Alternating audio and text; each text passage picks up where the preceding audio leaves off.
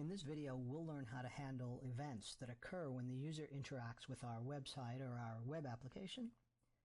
Up to this point, we have been using jQuery to access elements within the document object model, basically elements that exist on our web page, such as paragraphs, divs, and so forth. In this exercise, we'll learn how to use the bind method to create event handlers on those DOM elements that we've located with jQuery methods that we've been using. I've opened up the finished file so that you can see what will be made interactive here. We have an image, and when you mouse over that image, typically the cursor will not change to a pointing finger as you see here. Instead, the cursor icon usually remains as an arrow. So that's one interactive effect that we'll add here. In addition, when you click on the image, will pop up an alert box. In your code editor, you'll need to open the file exercise_1.html from the chapter 7 directory. We've got a script block at the top and a document ready function. We'll place our code inside of the ready function. Our goal in this lesson is to learn the jQuery bind method. So first, we'll access the element that we need to be made interactive, and then we'll execute the bind method on that element. First, let's look at the structure of this file, and you'll see on line 27 that we've got an image and it has an ID of jQuery. Remember, the image is what's interactive here because it responds to our mouse over, changing the cursor to a pointing finger, and it responds to the click by popping up the alert box. So this is the image that needs to be accessed by way of jQuery. So we'll use the ID for that.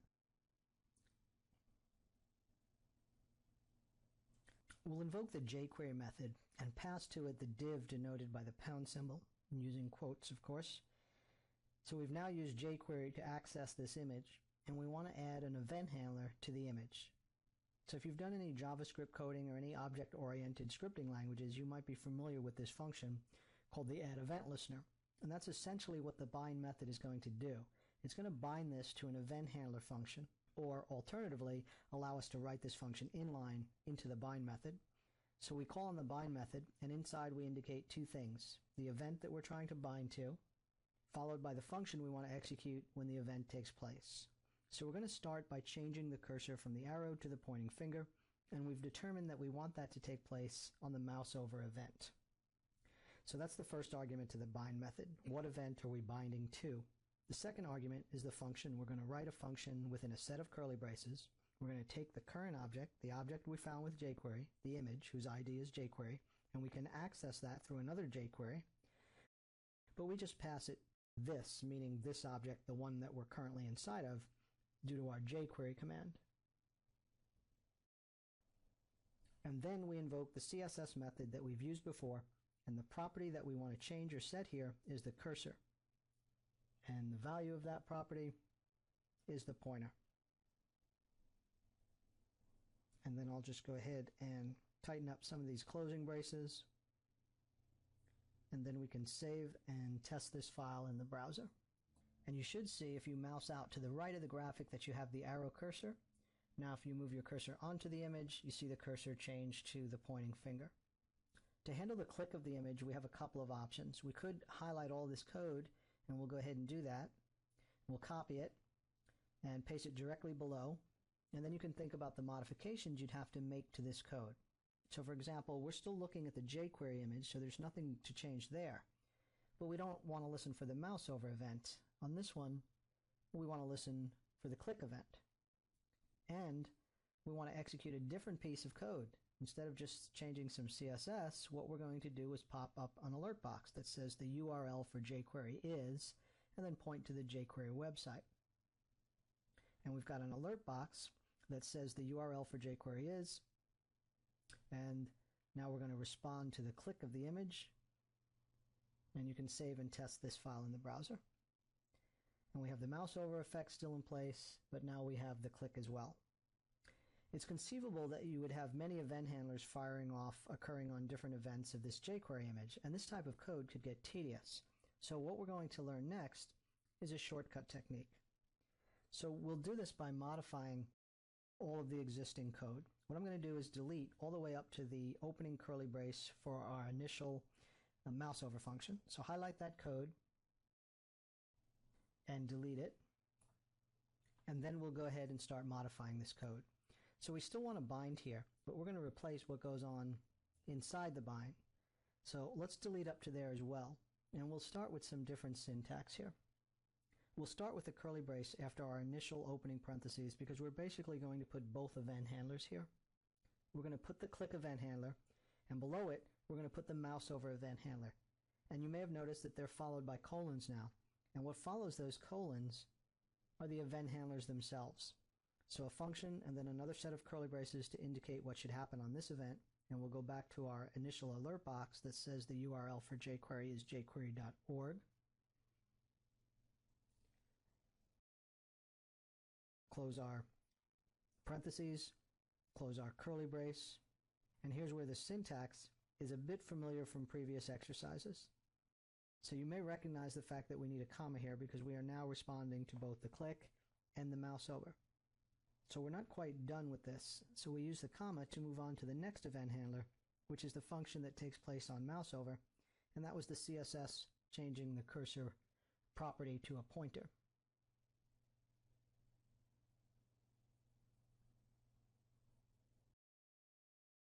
And the last thing we need to do is make sure we have the closing curly braces in place for both the event handler we just wrote and the document ready function. So you might want to proofread this quickly before we go ahead and save it, and then we'll test the file in the browser. Let's check this in the browser now, and we'll see we have both events still being handled exactly as they were when they were written as two discrete event handlers with two bind methods. There's our mouse over, and there's our click. So we're basically getting the same functionality, but we're only writing one bind method. This chapter served as an introduction into how to create event handlers with jQuery using the bind method, and you learned how to call multiple event handlers with just one call to the bind method.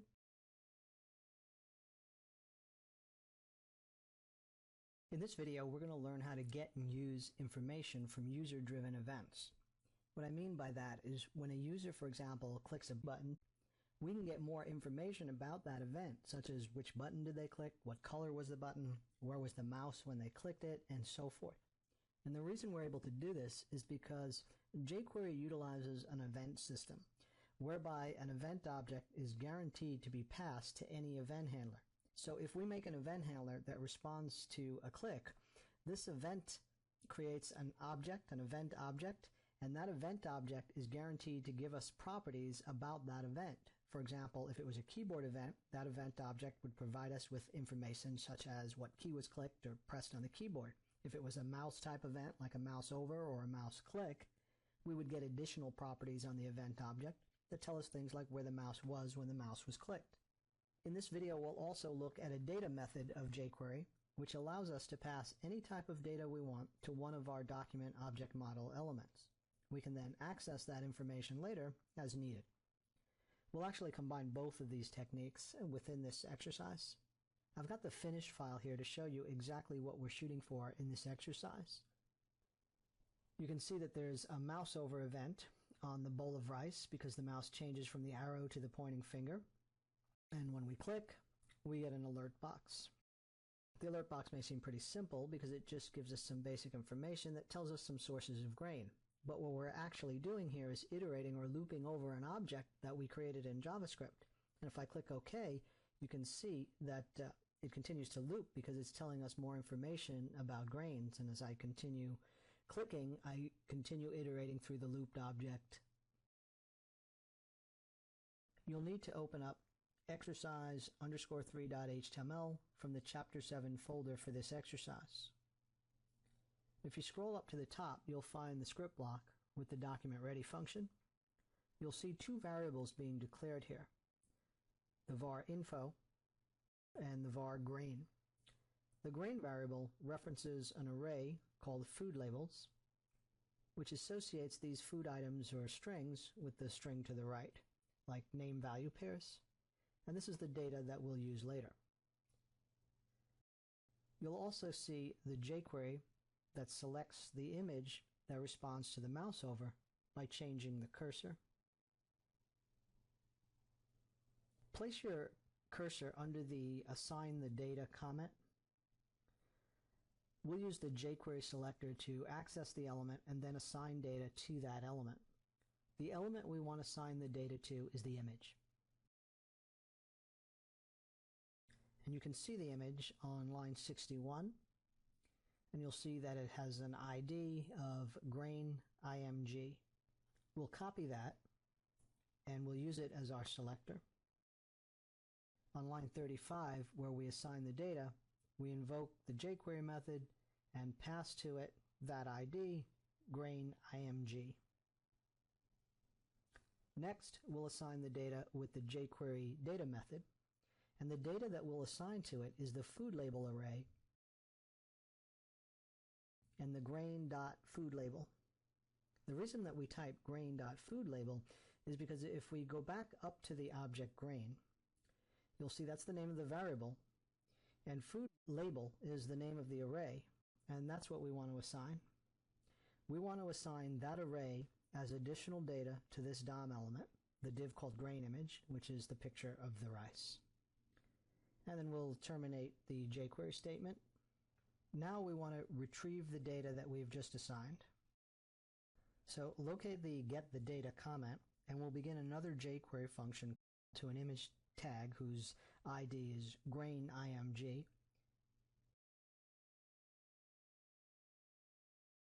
And then we'll get the data in response to a click of that image. We call the click method and pass the function that will respond to the click. Inside the function, there's a little difference in the way that we write the function here. In the past, we just wrote the function, but you can call a function, which is what we'll do here. The function will be called getFoodLabels. However, we want to pass the event object in order to access properties of this event.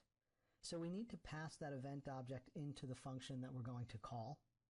It's that object, that event object, that contains the extra information about the event, like what button was clicked, etc. So at this point, we've assigned some data to a DOM element. We're retrieving that data when the DOM element is clicked, and we're responding to that click by invoking a function called getFoodLabels that we haven't written just yet. And we've passed to that function the actual event object that will be generated here, in this case, a click event. So let's write the function under the comment loop through the object.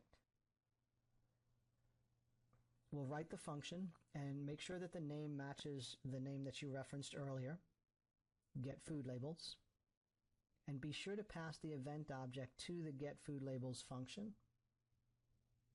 We've already discussed some unique events associated with the mouse events and the keyboard events, but all events share some common properties. And one such property is the target property, which is the object that invoked the handler in the first place, in this case, the grain image. What we want to do is capture that event target, which represents which image was clicked. We'll create a variable called element, which will represent which image was clicked. We, of course, have only one image in this file, but the idea is that we might have several dozen images. So rather than call the grain image by name, we're going to ask for the target property. This way, we can use this code for any image that might be clicked within this web page, because we now have a reference to that image. So now that we have the element that was clicked, we can get the data that's associated with that image. And remember, we assigned that data earlier. So we'll create a variable called object data. And we'll assign it the value of the element clicked. And then we'll reference the data property, passing the data method the argument food label to tell it which data we're looking for here.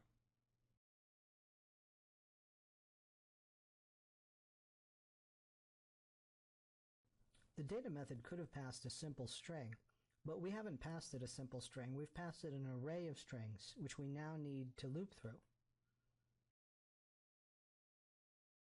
So we're going to terminate our last line and start looping through the data. We're going to create a standard for loop here.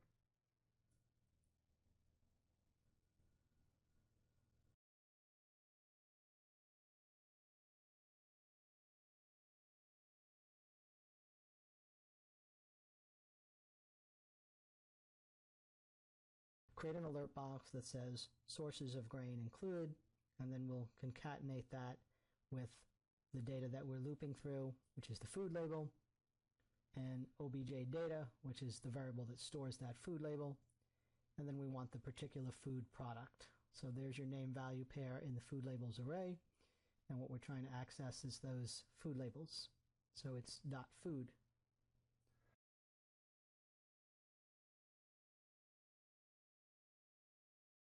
We should be able to go ahead and save now and test, and we can see if our loop works. So we click for an alert box, and the first source of grain is brown rice. That's the first item in the array, but the real test is to go ahead and click the OK button to dismiss this alert box and see if it's followed by a second one, which is buckwheat, and it continues looping through the array. So in this lesson, we learned the concept of the event object, which gives us information about an event that's taken place. And we also learned that we can assign data to any DOM element and then retrieve that data.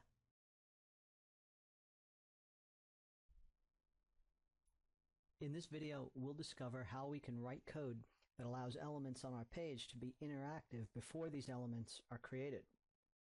So I'm going to show you a finished file for this exercise where we click this button and we create a div tag. That might not be terribly exciting because we've dynamically created HTML with jQuery before. But the div tag that we've created that's holding my name has additional code in it so that when we click on that div, we get this response. Here again, this might not seem too exciting, but the whole notion that we can write code that predicts what will happen in the future regarding the DOM and then respond to it accordingly is really powerful, and I'm certain you'll use this fairly often. Let's take a look at how we do this. You'll need to open exercise_4.html, which is located inside the chapter 7 directory. If you look at the top of the document, you'll see a script block where we have a document ready function, and you can see where we dynamically create the div. We've done this before. We're using a jQuery method that takes the button whose ID is makeDiv. It's the button you see here with the input tag whose type is equal to button. And we respond to the click of that button by executing the function that we write here. And that function consists of a single statement on line 11 that dynamically creates a div tag whose ID is equal to new div, and then places a p or paragraph tag inside that div with my first name. And then we have our closing tags. So this creates the DOM element in memory, but what we really need to do is push it out to the web page so that we can see the element, and we use the append to method to append the div tag created here to the body of our web page. So now we want to add additional functionality to this newly created div with our name in it. We want to make it so that the user can click the new div and the alert box will pop up. So let's get back into our script block. And this should be somewhat familiar to you at this point, using the jQuery function to access the new div. The new div has been given the ID on line 11 of new div, so we'll just reference it that way. So there's the new div acquired by our jQuery function. Next, we'll add the click event and respond to the click by writing a function. And that function will just pop up an alert box that says you've clicked the new div.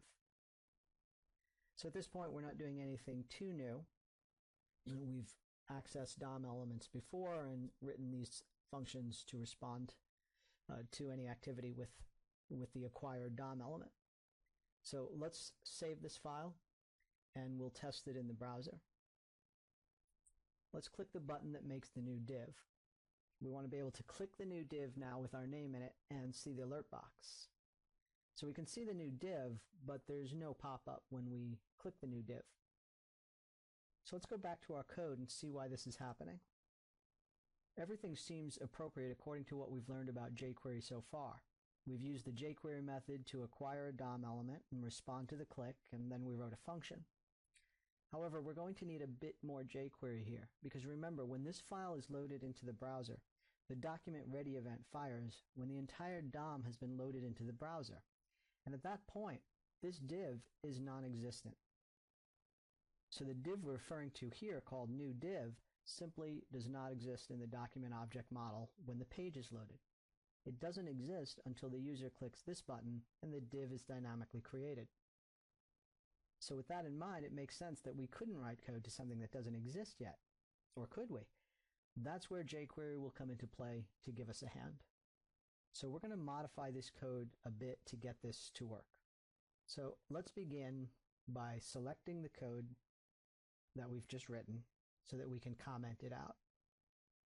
So we'll use standard comment code to comment this section, /*, and end the comment with */. Next, we'll rewrite the code properly. So we're going to start with the same basic code. The difference will be in the jQuery method that we now call. So we're still going to acquire the element with a jQuery selector by ID, new div. The method that we'll invoke, however, is different. It's called the live method. And inside this method, we pass what we're trying to respond to, which is a click event, followed by a function, and we can pass the event object here in case we need it, and a set of curly braces holding our function code, which will simply be an alert statement indicating that they've clicked the new div,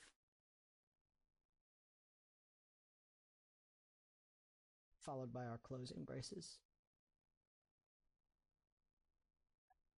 So the key to getting this to work is invoking the live method. So let's save our code and we'll test it in the browser. Again, I'll click the button that makes the new div, and then I'll click the div and you can see the alert box. In this video, you learned how to get elements that do not exist at startup to respond to user interactivity after those objects are created.